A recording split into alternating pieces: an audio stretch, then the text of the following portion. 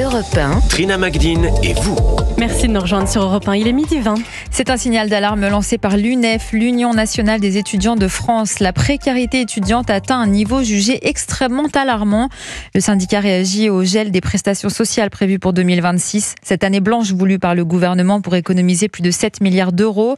Une mesure qui toucherait directement les aides au logement, alors même que le coût de la vie étudiante a bondi de 4,12% en un an, soit une moyenne de 807 euros supplémentaires par étudiant. En cause, la hausse des loyers, l'augmentation continue de la contribution de vie étudiante et l'augmentation du coût des transports.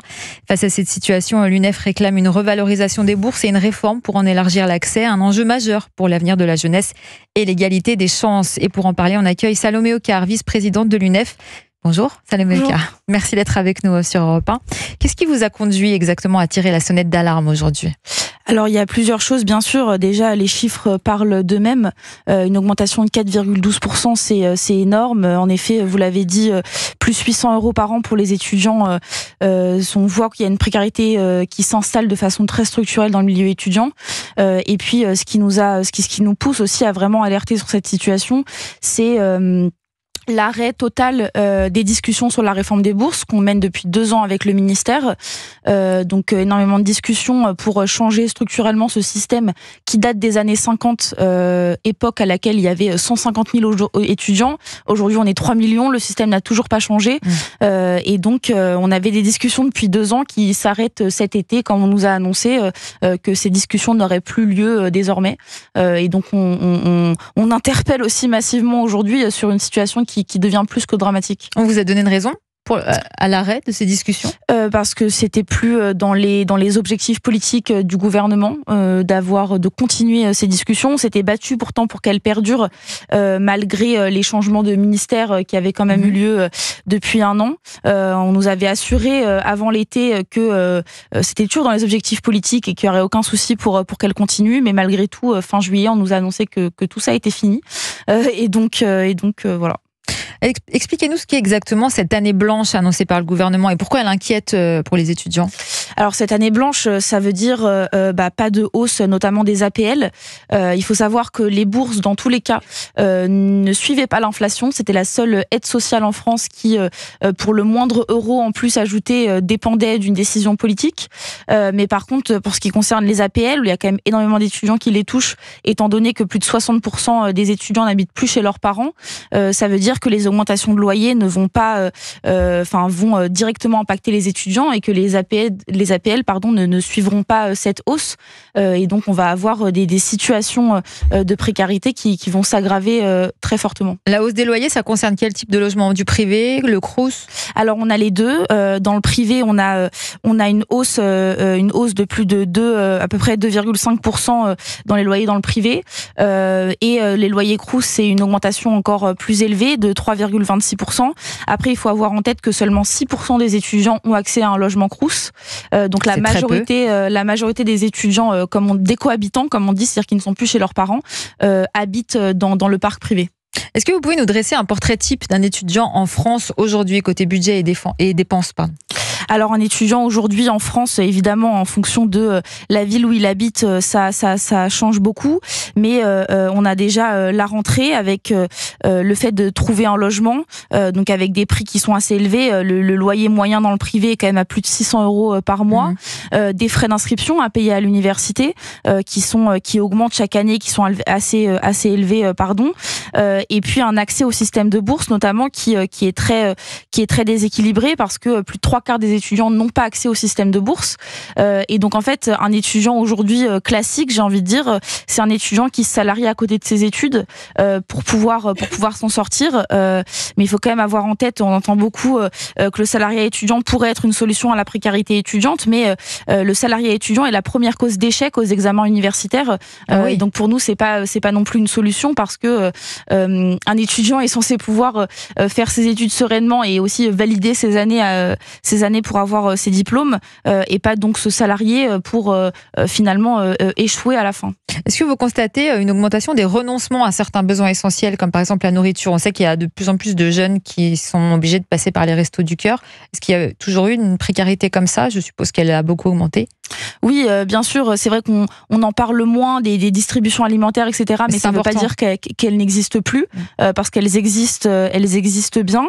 Et puis, les étudiants en priorité vont payer leur loyer pour avoir un toit sur la tête, etc. Et donc, le budget qui est le plus impacté quand on a de moins en moins d'argent, c'est l'alimentation. Donc, les restrictions en termes de qualité, mais aussi de quantité des étudiants. Il y a de nombreux chiffres qui sortent sur, par des associations qui directement s'occupent des distributions alimentaires. Je pense à Linky, je pense à Copain, qui alertent justement sur le nombre de repas que sautent de plus en plus les étudiants. Et donc c'est vraiment l'alimentation qui va être fortement impactée. Et je parle même pas évidemment des sorties, etc., qui sont totalement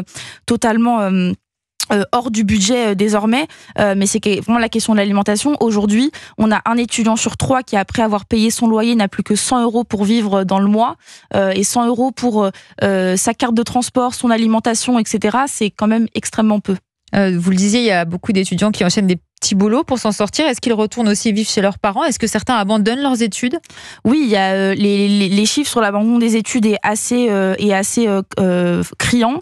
On a à peu près 10% des étudiants qui renoncent à faire leurs études faute de moyens. Et donc c'est des chiffres qui sont en hausse en effet, parce que faire des études est de plus en plus cher. Et étant donné que je pense la situation devient de plus en plus alertante pour par ailleurs des familles voilà, classe moyenne, etc. Il devient de plus en plus compliqué aussi, je pense, pour les familles d'aider leurs enfants à faire des études. Vous demandez une revalorisation des bourses. Concrètement, quel montant ou quel pourcentage il faudrait atteindre pour être efficace? Alors aujourd'hui, nous, ce qu'on demande déjà, c'est l'ouverture du système de bourse à davantage d'étudiants, c'est-à-dire de pouvoir calculer la bourse en fonction de notre propre situation et plus celle de nos parents. Parce qu'aujourd'hui, c'est une des premières injustices de ce système, c'est cette question-là. Et donc, nous, on demande déjà la réouverture des discussions qui donc se sont arrêtées cet été. Et puis derrière, l'objectif, en tout cas pour l'UNEF, c'est la mise en place de ce qu'on appelle une allocation d'autonomie à hauteur du seuil de pauvreté, qui permettrait aux étudiants, d'une part, de sortir de la précarité structurelle, de faire des études sereinement, mais également de s'émanciper financièrement de nos parents et atteindre finalement une autonomie financière et matérielle. Restez avec nous, Salomé Ocar, on va continuer à en parler dans un instant. Il est 12h28 sur Europe 1. Trina Magdine et vous. Et nous sommes toujours avec Salomé Ocar, vice-présidente de l'Union nationale des étudiants de France, pour évoquer la hausse du coût de la rentrée scolaire. Salomé Ocar, c'est plus dur d'être un étudiant en 2025 qu'avant? Oui, je pense. En tout cas, ce qu'on voit, nous, dans nos enquêtes qu'on sort, c'est la 21e cette année. Donc, 21 ans qu'on sort cette enquête. On a un coût de la vie qui ne cesse d'augmenter. Des aides qui sont toujours largement inférieures à ce qui est nécessaire. Donc, oui, c'est plus difficile aujourd'hui. Par ailleurs, il y a aussi un sujet dont on a décidé de parler dans notre enquête cette année, c'est la question de l'enseignement privé. Parce que les chiffres sont assez clairs sur le sujet, avec la mise en place de la sélection en 2018, on a une hausse du nombre d'étudiants dans le privé qui est vraiment fulgurante, et donc des étudiants qui se retrouvent contraints de payer des frais d'inscription extrêmement élevés, ce qui était beaucoup moins le cas aujourd'hui lorsque l'université était libre d'accès. Si vous pouviez parler au ministre de l'Enseignement supérieur, Philippe Baptiste, qu'est-ce qu'il ne faudrait surtout pas couper dans le budget pour vous, pour l'UNEF? Plein de choses. Si on parle de précarité étudiante déjà, c'est évidemment les bourses, les aides directes pour les étudiants, étant donné qu'il y a quand même 3/4 des étudiants qui n'ont pas accès aux bourses, les aides ponctuelles d'urgence du Crous sont essentielles pour pas mal d'entre nous, et donc ça doit faire partie des grandes urgences. Par contre, il y a quand même des choses à couper selon nous, notamment toutes les aides qui sont données aux établissements privés avec de l'argent public, et ce qui pour nous doit être arrêté dès maintenant, notamment pour réinjecter de l'argent dans les universités publiques qui en ont bien besoin. besoin. Quel changement précis l'UNEF propose en ce qui concerne la réforme du système d'attribution des bourses, justement? Alors, la première priorité pour nous, c'est la défamiliarisation, c'est-à-dire qu'on prenne en compte la situation propre des étudiants et plus celle de leurs parents là-dessus. Et puis, on a aussi des mesures d'urgence qu'il faudrait mettre en place tout de suite, presque dès la rentrée. C'est l'augmentation de 200 € par mois par échelon, ce qui permettrait, ce qui serait pas non plus l'idéal et qui permettrait pas de sortir tout le monde de la précarité, mais qui par contre aiderait largement les étudiants et permettrait à nombreux d'entre nous, je pense, de se nourrir convenablement. La contribution de vie étudiante et de campus dont vous parlez, à quoi ça sert exactement et pourquoi vous la critiquez? Alors, c'est une taxe qui a été mise en place en 2018 par Emmanuel Macron, donc à l'époque, qui n'existait pas avant et qui sert en fait à différentes choses. D'une part, à l'accompagnement social des étudiants, donc embaucher des assistantes sociales, notamment les services sociaux qui aident finalement derrière les étudiants à sortir de la précarité, ou en tout cas à les accompagner. L'ensemble des projets, par exemple des associations étudiantes, etc., mais aussi des services très concrets, services des sports sur les campus. Et nous, ce qu'on critique, c'est que on voit qu'on a une taxe qui est mise en place parce que l'État désinvestit aussi de l'argent dans les universités. Et donc aujourd'hui, c'est via cette taxe aux étudiants de payer les services sociaux, les services culturels, les services sportifs.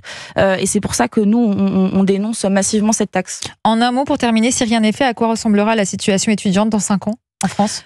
Ça sera de pire en pire, selon nous. Si on n'a pas fondamentalement eu des politiques publiques envers la jeunesse qui permettent à chacun de s'émanciper via les études et de pouvoir réussir et vivre dignement ses études, on va avoir des étudiants qui vont être de plus en plus précaires, de moins en moins mangés et de plus en plus à la rue.